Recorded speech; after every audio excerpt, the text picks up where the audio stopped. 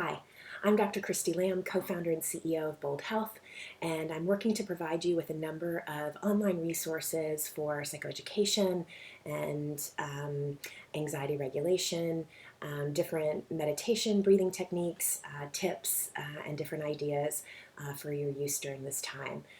If there's anything that you're interested in or curious about, please feel free to check me out on Instagram, Kristy Lamb MD, or Bold Health Inc. You can direct message me or our staff, and we'll get some resources available. One of the things I wanted to talk about today in regard to meditation and breathing techniques is that often people will set up a practice for their breathing technique. So you may get up in the morning and do a 5-minute, a 20-minute meditation, or you may do it before bed. And there are lots of great health benefits to this. And we know that overall it just kind of calms the nervous system and brings that baseline anxiety. It can bring it down a little bit. But I also like to talk about these exercises and practices as things that we can do in the midst of what we're actually going through, right? When we're actually stressed. And that ideally, that's kind of the point of the practice, is to be able to use them at game time.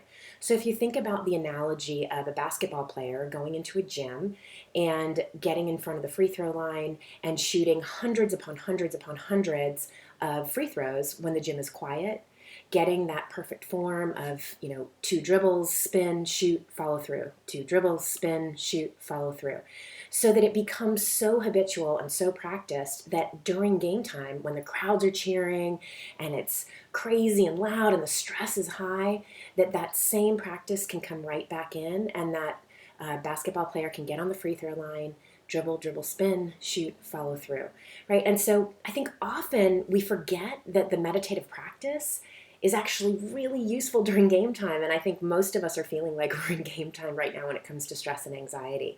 And so I would really encourage people to not only establish their practice, but then incorporate these things when we're anxious. The number of patients I've seen that will come in and tell me they have a meditative practice, but then when they're anxious, really we're like, oh, I didn't even think to do that breathing when I'm anxious, right? So this is not just an exercise as an island in and of itself. We want to be able to incorporate these skills when we need them. So please feel free to check out the YouTube page, Kristy Lamb MD on YouTube, our Instagram at Bold Health Inc., and my Instagram, and we'll be posting lots of different resources and videos that hopefully you can establish some practices, but that as we're in game time right now, you can start to incorporate these things as we're needing them in real time.